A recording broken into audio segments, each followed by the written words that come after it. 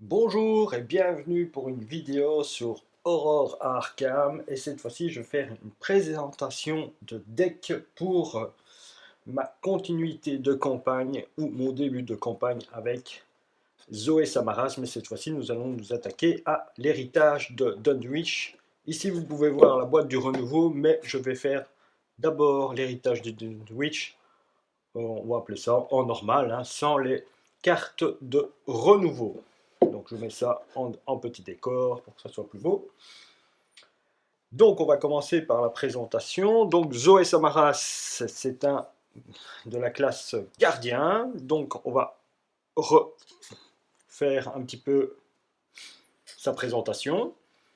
Donc Zoé Samaras, dite la chef. Alors à l'âge de 6 ans, Dieu lui a parlé, et oui, et lui a dit qu'elle était son bras droit, et depuis lors, elle traîne de ville en ville et de lieu en lieu pour traquer le mal, si on peut dire comme ça. Elle rôde la nuit, guidée par les voies du Seigneur. Voilà, alors qu'est-ce qu'on lui demande à cette brave Zoé Samaras? On lui demande déjà d'avoir une taille de deck de 30 cartes.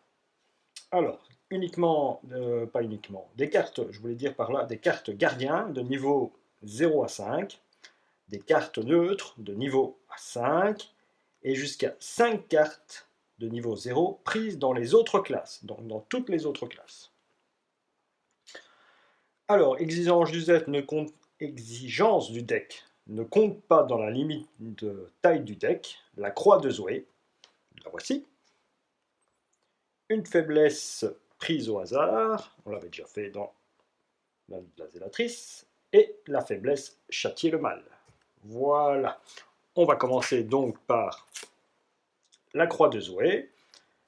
Donc, deck de Zoé Samaras uniquement. Ah, j'ai oublié de dire son pouvoir à Zoé, c'est vrai. On va revenir à Zoé. Donc, Zoé, après que vous devenez engagé avec un ennemi, je gagne une ressource. Et si je le signe des anciens, j'ai plus 1. Et si le test de compétence est réussi lors d'une attaque, cette attaque inflige plus 1 dégât. Dieu a parlé. J'accomplirai son œuvre sans la moindre hésitation. Elle a 9 en point de vie et 6 en résistance mentale. Si on peut dire ça.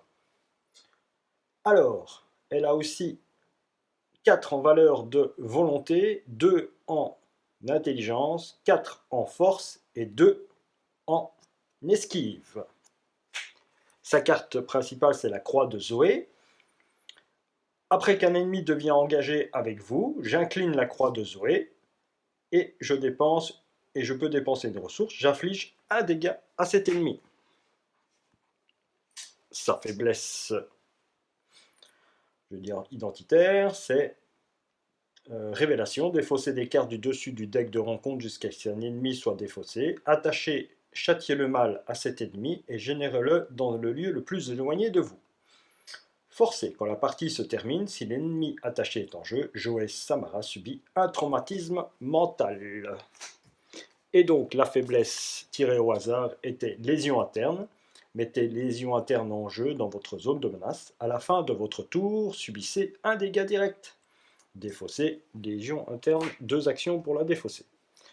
Voilà, bon, on va rentrer dans le corps du deck maintenant. On va s'attaquer aux 5 cartes extra des autres classes. Alors, j'ai pris un Léon de Lucas, vous savez très bien pourquoi.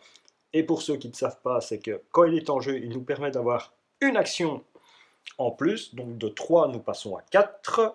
Voilà. Un chanceux.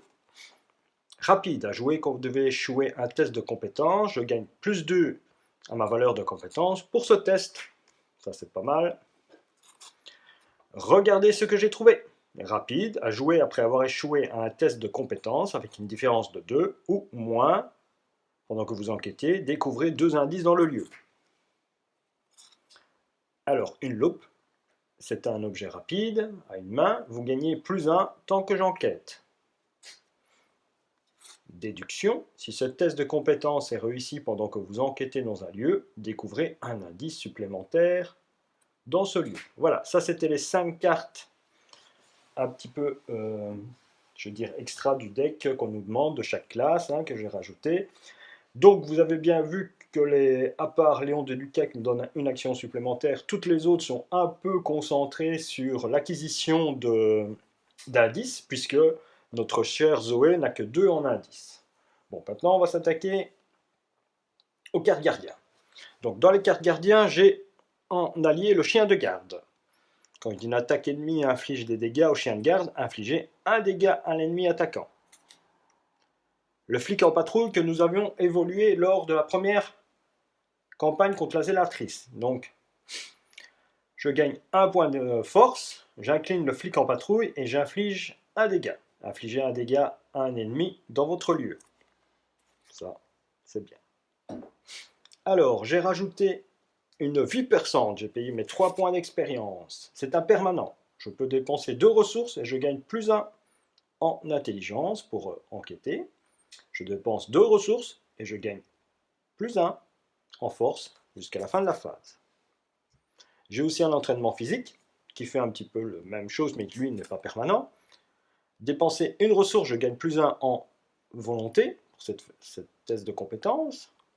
Et je dépense une ressource et je gagne plus 1 en force pour ce test de compétence. Ici, c'est jusqu'à la fin de la phase. Ici, c'est pendant uniquement le test. Donc, si j'ai 3 combats à faire ou 3 enquêtes, je paye les 2 ressources et je peux faire mes 3 enquêtes ou mes 3 combats avec le plus 1. Une esquive, donc c'est rapide à jouer. Quand un ennemi m'attaque, j'évite complètement l'attaque. C'est très bien ça. Alors, j'ai acheté 2 coups vicieux qui sont évolués. Si ce test de compétence est réussi pendant une attaque, cette attaque inflige plus 1 dégât, plus 2 dégâts à la place en cas de réussite avec une différence de 2 ou plus, dans le Chaos Bank. Ici, c'est pour augmenter mes munitions sur mon Colt, sur mon automatique, 45 automatique. Un Kukuri, c'est un genre de couteau, mais on voit bien qu'il est un peu incliné, donc c'est un peu comme un boomerang. Donc on frappe une fois, on utilise une action, on fait un dégât de plus. C'est très bien.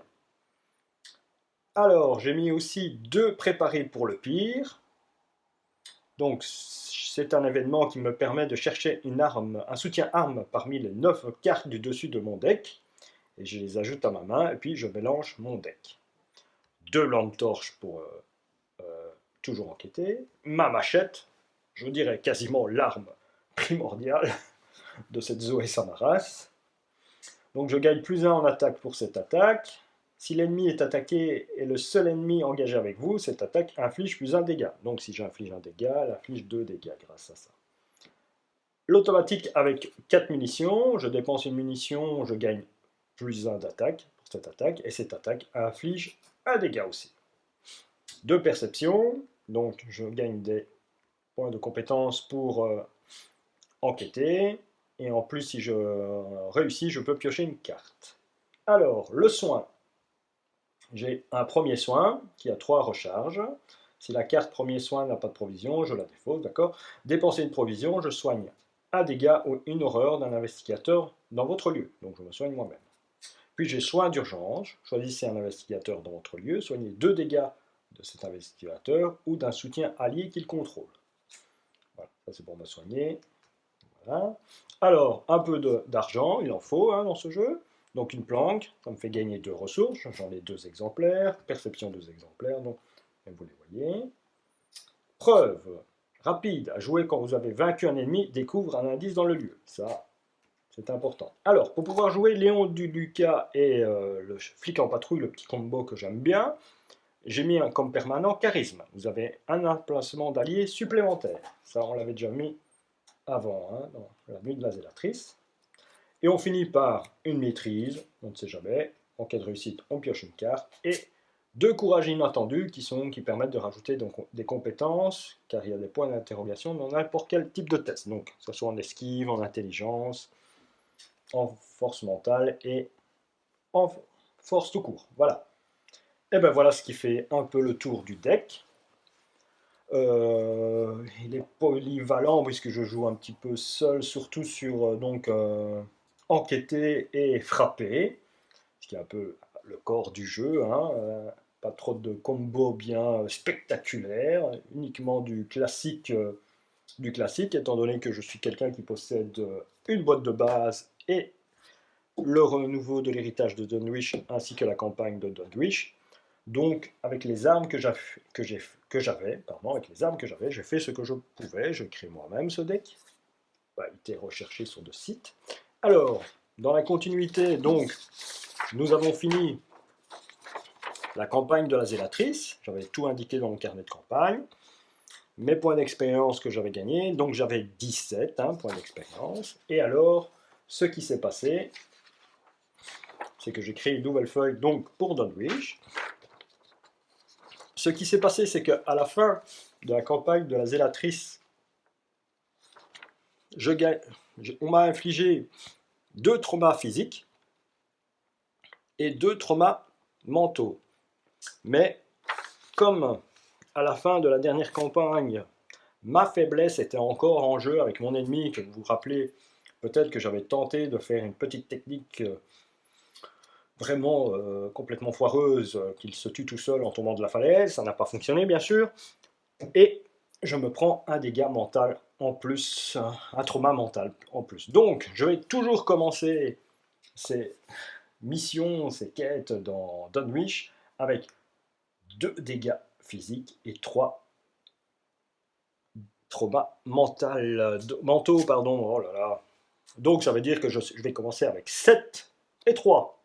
Donc, mon but tout de suite est peut-être de trouver premier soin pour essayer de me sauver, ou vite un allié avec des caractéristiques pour pouvoir tanker à ma place, surtout de ce cas-là.